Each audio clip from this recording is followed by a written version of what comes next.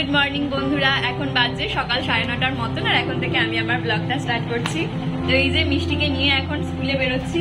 তো মিষ্টির স্কুল থেকে স্কুলের যে সোয়েটার হয়, হুডি দেওয়া একটা সোয়েটার, কিন্তু ওদের সাইজটা খুব বড়।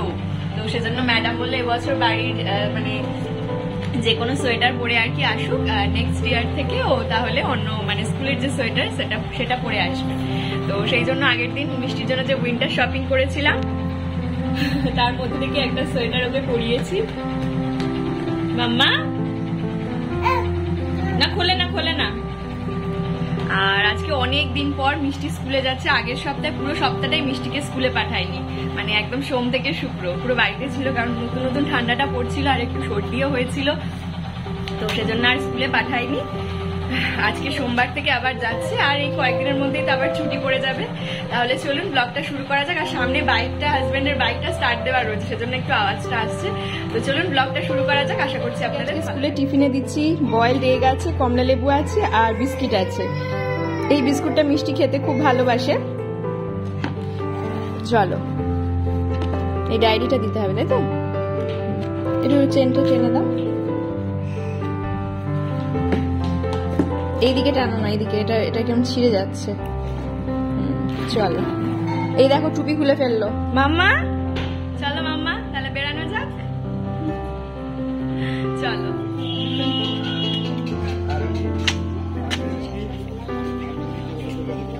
মিষ্টিকে স্কুলে পৌঁছে দিয়ে আসার পরে আমি আর ওর বাবা চলে এলাম বাজারে। মিষ্টিকে স্কুলে দিয়ে আসার পরে আমরা কিন্তু প্রচুর কাজ করি, একটা মুহূর্ত বসে থাকি না। মিষ্টিকে দিয়ে আসার পরে যে 2 ঘন্টা সময় আমরা হাতে পাই, প্রায় রুদ্ধশ্বাসে সমস্ত কাজ সেরে ফেলার চেষ্টা করি, যাতে মিষ্টি আসার পরে আর কোনো কাজ করতে না হয়, ওকে সময় দিতে পারি। তাহলে চলুন ব্লগটা এগিয়ে নিয়ে যাওয়া যাক। হলো, কিন্তু মাছ পাওয়া গেল না, বলো সেরকম ভালো। হ্যাঁ, দেখেই বোঝা যাচ্ছে বাসি কেমন, একটা ফ্রেশ নয়। সেটাই।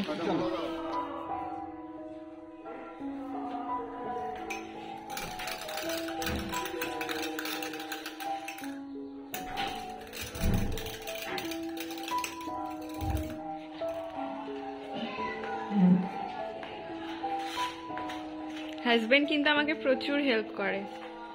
এই যে সোফার সাইড ফাইড গুলো সব গুছিয়ে দিল। নাও কফি। আনছি, কেমন হয়েছে খেয়ে দেখো।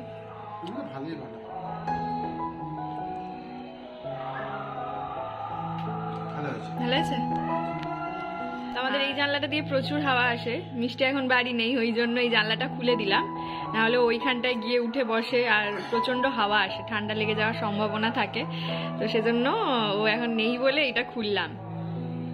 আমি যে নতুন বিজনেস জার্নিটা শুরু করেছি, আপনাদের ভালোবাসা এবং আশীর্বাদে একটু একটু করে এগিয়ে যেতে পারছি। এখন জীবনে যে সময়টা আমি অতিক্রান্ত করছি, খুবই ব্যস্ত একটা মানুষ আমি। এক মুহূর্ত এদিক ওদিক তাকানোর সময় নেই। সমস্ত কিছু শিডিউল ওয়াইজ একটার পর একটা টাইম ম্যানেজমেন্ট করে সমস্ত কাজগুলো করে এগিয়ে যেতে চাই। ভগবানকেও ধন্যবাদ জানাই আমাকে এতটা ব্যস্ততা দেওয়ার জন্য। আরও একটা কথা কি জানেন তো, যে কাজ করবে তার নামও হবে আবার বদনামও হবে। যে পরিশ্রম করবে তার সফলতাও আসবে আবার ব্যর্থতাও আসবে। আজ পর্যন্ত বিজনেস জার্নি এই 2 দিন হলো, জাস্ট 1 মাস পূর্ণ হলো। তো এই 1 মাসে যতটা গ্রো করতে পেরেছি, হয়তো এমনও কোনো দিন আসবে যেদিন আবারও হয়তো গ্রোটা থমকে গেল।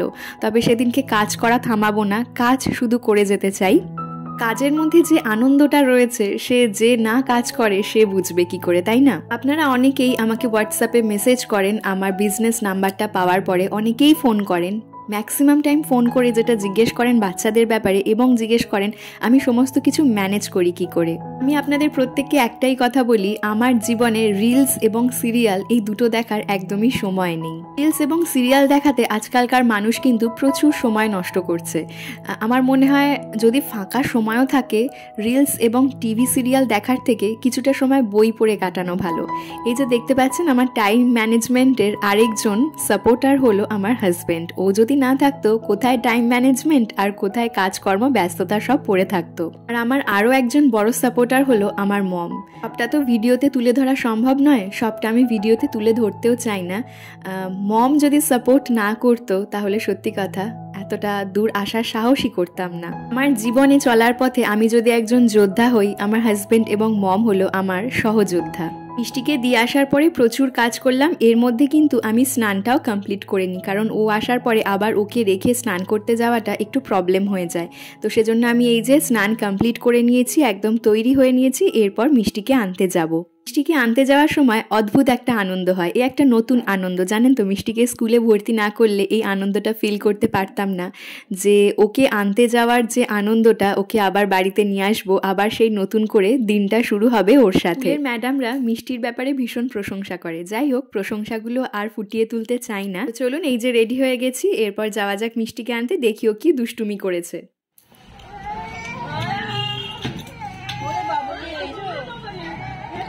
কাজ চালাচ্ছে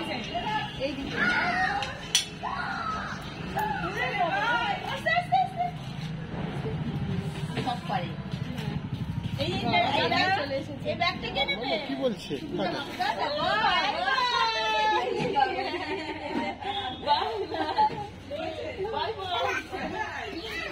বাহ দম খেয়ে যাচ্ছে।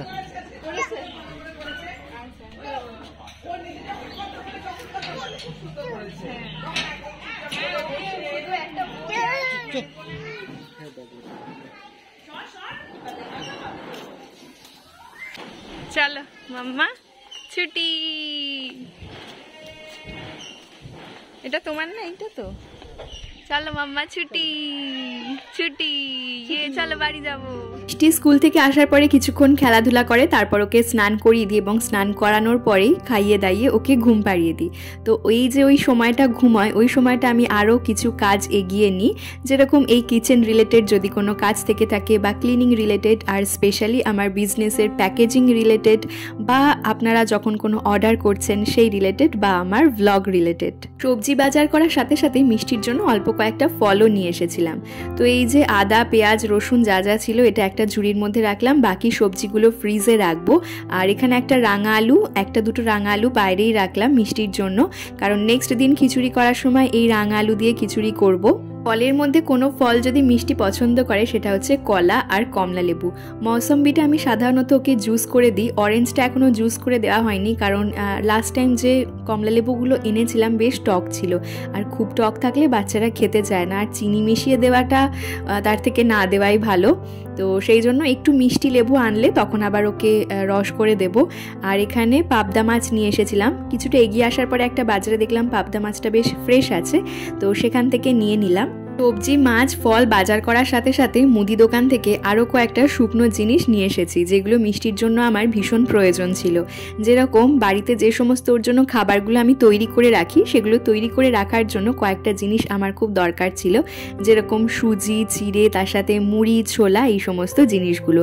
এই ড্রাই জিনিসগুলো ঘরে না থাকলে ভীষণ অসুবিধা, খাবার দাবার তৈরি করে রাখা যায় না, আর সকাল বিকাল চিন্তা করতে হয় কি ভ্যারাইটি ফুড দেবো ওদেরকে, বা কি ভ্যারাইটি মানে নতুন কিছু খাবার ওদের খাদ্য তালিকায় অ্যাড করব।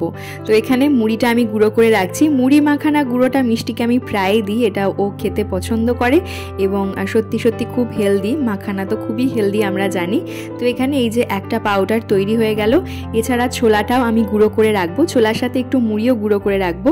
আমি সাধারণত এগুলো গরম জলের সাথে দিই না, আপনারা অনেকেই জিজ্ঞেস করেন দুধ দিয়ে দিই না গরম জলের সাথে দিই, তো দুধ দিয়ে দেওয়াটাই আমার মনে হয় বেটার। তাতে করে যে সিরিয়ালটা আপনি ওর জন্য প্রিপেয়ার করছেন সেই সিরিয়ালটার গুণাগুণের সাথে সাথে দুধের যে পুষ্টিটা রয়েছে সেটাও পেলো। আমি সাধারণত সেরেল্যাকটাই মিষ্টিকে, মানে বাজার চলতি যে সেরেল্যাক, ওটা দিনে একবার ওকে দিয়ে থাকি। ওটা দিলেই সাধারণত আমি গরম জলের সাথে দিই, কারণ প্যাকেটের গায়ে লেখাই থাকে যে ওটার মধ্যে দুধ অ্যাড করা রয়েছে, সেজন্য এক্সট্রাভাবে আমি আর দুধ অ্যাড করি না। তো এই যে পরপর জিনিসগুলো আমি প্রিপেয়ার করে রাখলাম, তাতে কি হয় চিন্তামুক্ত থাকা যায়। আর মিষ্টি এখন ঘুমোচ্ছে, আর মিষ্টি ঘুম থেকে উঠতে উঠতে মোটামুটি ওই 3টে সাড়ে 3টে হবে। ভারী অদ্ভুত সময়ও ঘুম থেকে ওঠে। তারপর বিকেলবেলা হলেই ও একটু ঘুরতে যেতে চায়, তো মাঝে মধ্যে ও ঠাম্মি ওকে নিয়ে যায়, মাঝে মধ্যে ওর দাদা বা ভাই যাই বলি না কেন নিয়ে যায়। ও সাধারণত দাদাকেও ভাই বলে থাকে, তো তাই জন্য এটা একটু প্রবলেম হয়ে যায়। তো নিয়ে যায় মাঝে মধ্যে, কিন্তু রোজ রোজ তো সম্ভব হয় না। কোনো কোনো দিন ভীষণ ঠান্ডা থাকে, কোনো কোনো দিন আবার খুব তাড়াতাড়ি অন্ধকার হয়ে যায়, তো সেই জন্য প্রত্যেক দিন ঘুরতে নিয়ে যাওয়া হয় না। তো ও সাধারণত আবার সন্ধ্যার দিকে আরেকবার ঘুমায়, আবার রাতের দিকে।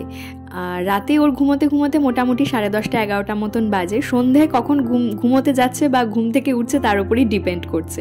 তো এই যে 3 রকম সিরিয়াল প্রিপেয়ার করা হয়ে গেল। আর এইখানে আমি কর্নফ্লেক্সটা ওর জন্য গুঁড়ো করে রাখছি। দুধ কর্নফ্লেক্স মিষ্টিকে আমি প্রায় দিই, খুব ভালো, এটাও পছন্দ করে।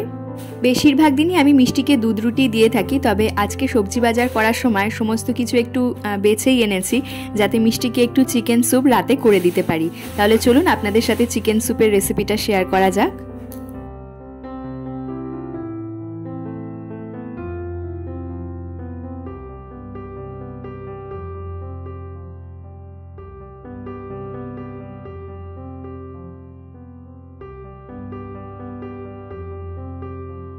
চিকেনটা আগে আমি বাটার দিয়ে ভেজে নিয়েছি, এর মধ্যে অ্যাড করেছি সামান্য একটু গোলমরিচ গুঁড়ো, তারপর এর মধ্যে দিয়ে দিচ্ছি গাজর, বিনস আর ক্যাপসিকাম, এই 3 রকম সবজি দিয়ে দিলাম।